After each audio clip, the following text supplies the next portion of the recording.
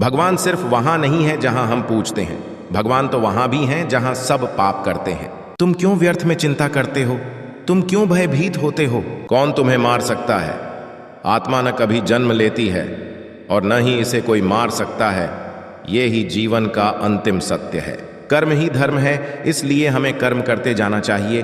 फल अपने आप हमें मिलेगा, यही संसार का नियम है। न तो यह शरीर तुम्हारा है और न ही तुम इस शरीर के मालिक हो। यह शरीर 5 तत्वों से बना है, आग, जल, वायु, पृथ्वी और आकाश। एक दिन यह शरीर इन्हीं 5 तत्वों में विलीन हो जाएगा।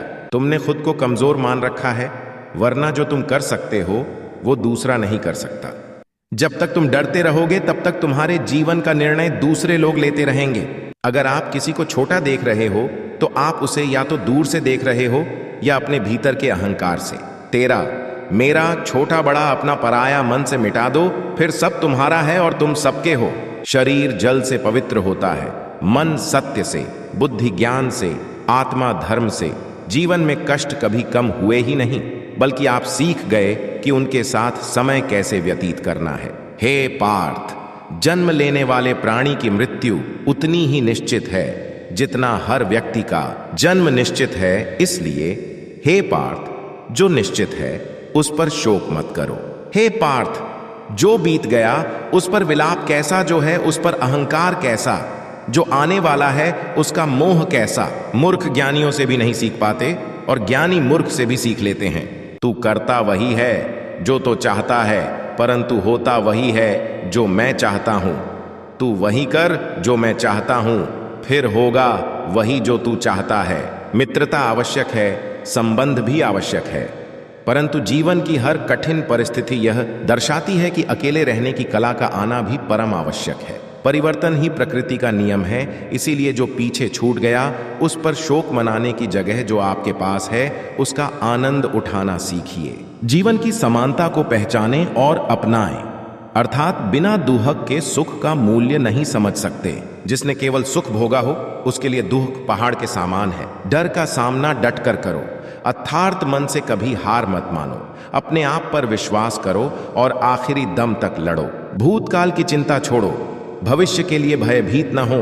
वर्तमान पर ध्यान दो, भविष्य अपने आप सुखी हो जाएगा। मनुष्य जो चाहे बन सकता है यदि वह विश्वास के साथ इच्छित वस्तु पर लगातार चिंतन करें। काम, क्रोध और लोभ ये मनुष्य को नरक की ओर ले जाने वाले 3 द्वार हैं, इसलिए इन तीनों का त्याग कर देना चाहिए। मनुष्य के दुख का कारण उसका प्रेम ही है। वह जितना अधिक मोह करेगा उतना अधिक कष्ट भी भोगेगा। आनंद मनुष्य के भीतर ही निवास करता है, परंतु मनुष्य उसे स्त्री में, घर में और बाहरी सुखों में खोज रहा है। श्री कृष्ण कहते हैं कि भगवान उपासना केवल शरीर से ही नहीं बल्कि मन से करनी चाहिए। भगवान का वंदन उन्हें प्रेम बंधन में बांधता है। मनुष्य की वासना ही उसके पुनर्जन्म का कारण होती है। इंद्रियों के अधीन होने से मनुष्य के जीवन में विकार और परेशानियां आती है। संयम यानी धैर्य, सदाचार, स्नेह और सेवा जैसे गुण सत्संग के बिना नहीं आते हैं। श्री कृष्ण कहते हैं कि मनुष्य को वस्त्र बदलने की आवश्यकता नहीं है, आवश्यकता हृदय परिवर्तन की है। जवानी में जिसने ज्यादा पाप किए हैं उसे बुढ़ापे में नींद नहीं आती।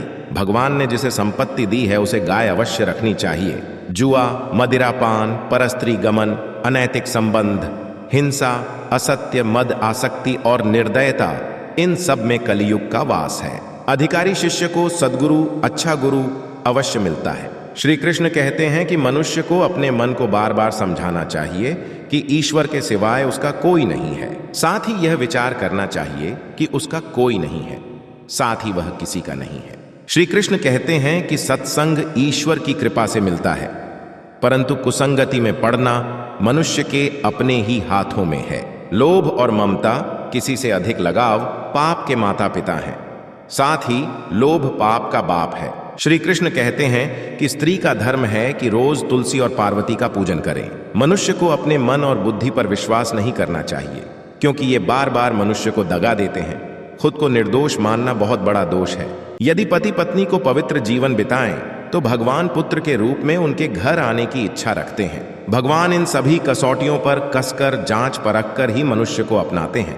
तो दोस्तों, ये हमारी वीडियो आपको कैसे लगी शेयर और कमेंट करके ज़रूर बताएं और सब्सक्राइब करना ना भूले। तो मिलते हैं नई वीडियो के साथ। धन्यवाद।